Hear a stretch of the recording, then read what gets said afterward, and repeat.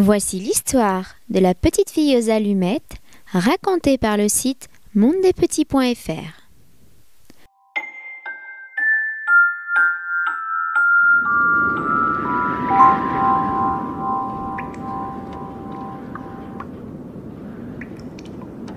Il faisait effroyablement froid.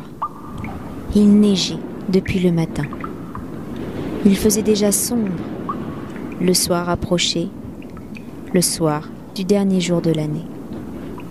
Au milieu des rafales, par ce froid glacial, une pauvre petite fille marchait dans la rue.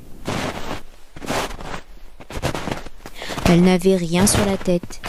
Elle était pieds nus. Lorsqu'elle était sortie de chez elle le matin, elle avait eu de vieilles pantoufles, beaucoup trop grandes pour elle. Aussi les perdit-elle lorsqu'elle eut à se sauver devant une file de voitures. Les voitures passaient, elle chercha après ses chaussures. Un méchant gamin s'enfuyait, emportant en riant l'une de ses pantoufles. L'autre avait été entièrement écrasée. Voilà la malheureuse enfant, n'ayant plus rien pour abriter ses petits petons. Dans son vieux tablier, elle portait des allumettes. Elle en tenait à la main un paquet. Mais ce jour-là, la veille du Nouvel An, tout le monde était affairé par cet affreux temps. Personne ne s'arrêtait pour considérer l'air suppliant de la petite fille qui faisait pitié. Le jour finissait et elle n'avait pas encore vendu un seul paquet d'allumettes. Tremblante de froid et de faim, elle se traînait de rue en rue. Des flocons de neige couvraient sa longue chevelure blonde. De toutes les fenêtres brillaient des lumières. De presque toutes les maisons sortait une délicieuse odeur, celle de l'oie qu'on rôtissait pour le festin du soir.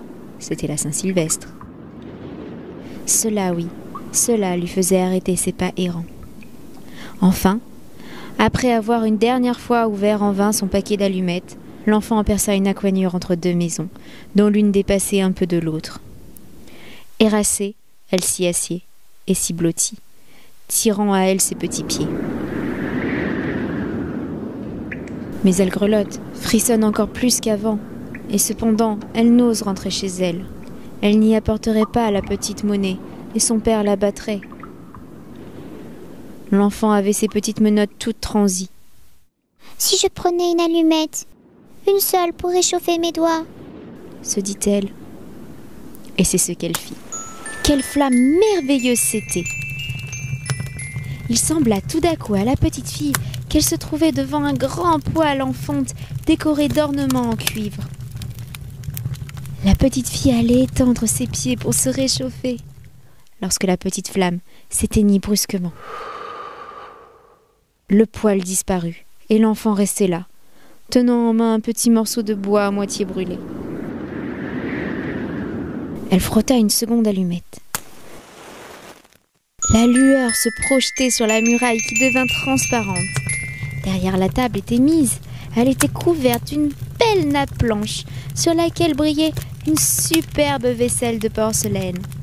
Au milieu s'étalait une magnifique oie rôtie, entourée de compote de pommes. Et voilà que la tête se met en mouvement, et avec un couteau et une fourchette fixée dans sa poitrine, vint se présenter devant la pauvre petite. Et puis plus rien. La femme s'éteint.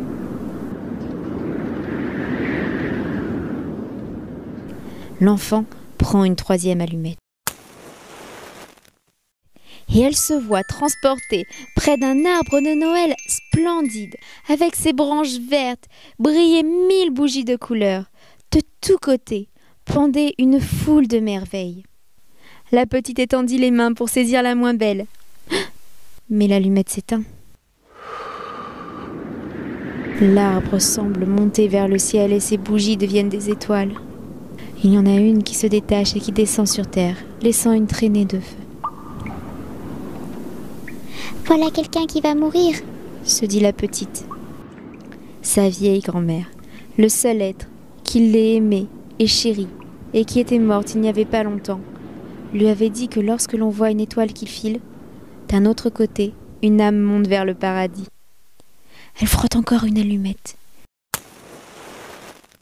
Une grande clarté se répandit, Et devant l'enfant se tenait la vieille grand-mère. Grand-mère, grand-mère, grand-mère, emmène-moi. Oh, tu vas me quitter quand l'allumette sera éteinte. Tu t'évanouiras comme le poil si chaud, le super rôti d'oie, le splendible arbre Noël. Reste avec moi, je t'en prie, ou emporte-moi. Et l'enfant alluma une nouvelle allumette, puis une autre, et enfin tout le paquet, pour voir la bonne grand-mère le plus longtemps possible. La grand-mère prit la petite dans ses bras et la porta bien haut, en un lieu où il n'y avait ni froid, ni faim, ni chagrin. C'était devant le trône de Dieu.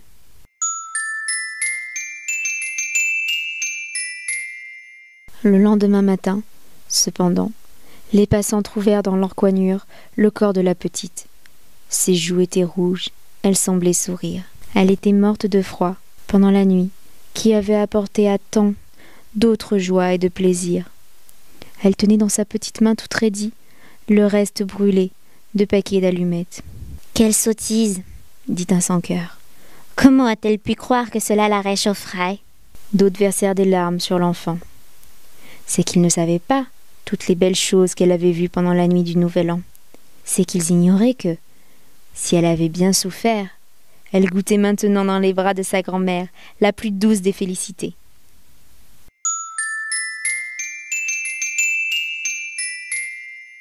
Ainsi finit l'histoire de la petite fille aux allumettes. Tu as aimé cette vidéo ? Viens vite me retrouver sur le site mondedespetits.fr. Plein d'autres surprises t'attendent.